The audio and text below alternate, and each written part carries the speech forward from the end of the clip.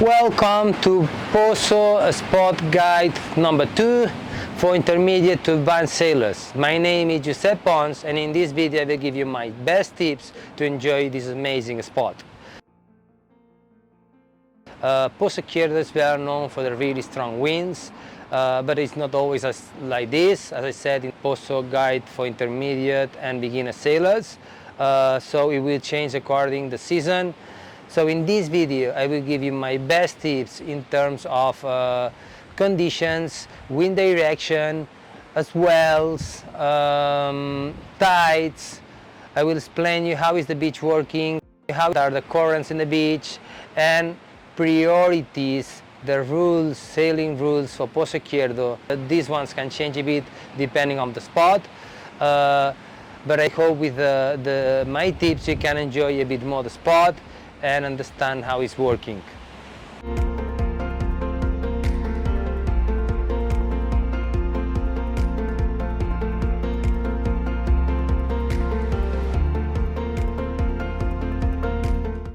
For intermediate to advanced sailors, the best season to come is summertime, where we have the trade winds and we have strong winds almost every day.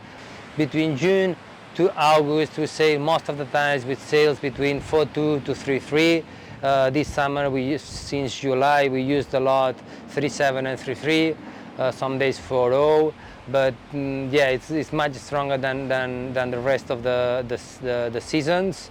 So if you want strong winds and some waves, it's the best season to come. Swells, normally we sail here with swells coming from the northeast and coming from the north. Normally the swells coming from the north has more period, so we have more distance between sets and waves. Northeast swells are wind swells, so normally the waves are the swell has less period, so it's more, we have less space between sets. But both swell directions were good for Pozo Izquierdo. With intermediate and advanced level, you can sail with low tide, mid tide, and high tide. All the tides are good.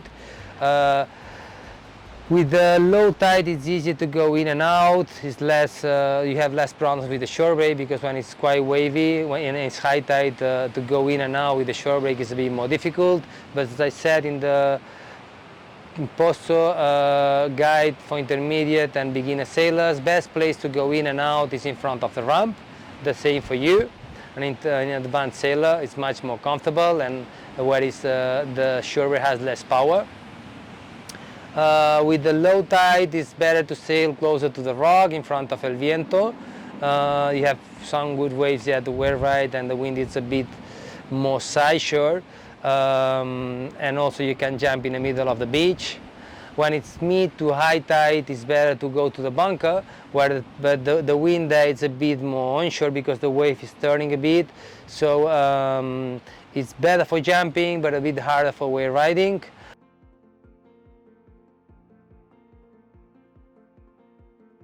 Talking about currents, there is a strong current from the bunker to the middle of the bay, and another current less strong from the rock to the middle of the bay. So this water coming in to the beach, it goes out in the middle of the bay, going into the sea. So when it's really big, I saw many times people are struggling because they lose the equipment and they just want to go straight to the beach, and it's impossible to swim that way because the current is so strong. So in case you finish there and you have that problem, swim left or right and use the waves to go in. Then there is another current. As soon as you pass the bunker, as most well you have, the current is stronger downwind going to Salinas. So if you are struggling to plane or if the wind drops, try to not do long rides, do short runs, and try to stay into the bay, because as soon as you pass the bunker you can feel that current. Priorities.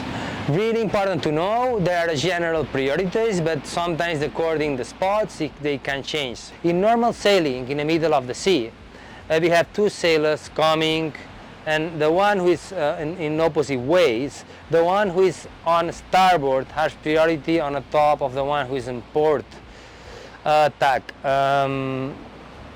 So the one who has the right hand in the front has priority on the one who has the left hand on the front. Really easy to remember. Right hand on the front, you have priority. Left hand on the front, you don't have priority. So if you don't have priority, what you have to do is to change the sailing direction to avoid a collision with the other sailor. First and most important rule in the sailing is avoid the collision, avoid to crash, because you can injure yourself, you can break equipment. The sailor who is more downwind has priority on the top of the sailor who is more upwind. So if you are in the middle of the bay and you want to go to jump to the bunker, you cannot go just straight there without respect anyone. You need to take care to not have anyone downwind, because if you have a sailor starting his run a bit more close to the bunker and he wants to go to jump, he has the priority on the top of you. You need to change your sailing direction and respect the downwind sailor. Be careful, because here I can see it many times. People cannot see the sailors who are more downwind because the sail is in between and it's so easy to crash. The sailor who is sailing outside is going to jump. He has priority on the top of the sailor who is coming in on the swell, on a wave. So in Pozo Izquierdo, remember, the sailors who wants to jump has priority on the top of the sailors who are wave riding. But for sure, try to share the waves, avoid the crash, and try to enjoy as much as possible. But always remember, the one who is going out has priority on the one who is coming in on a wave. And then for wave ridings, the sailor who takes the wave first is his wave, so has priority. The one who's getting the wave more outside has the priority on the one who's getting the wave more inside, more close to the shore.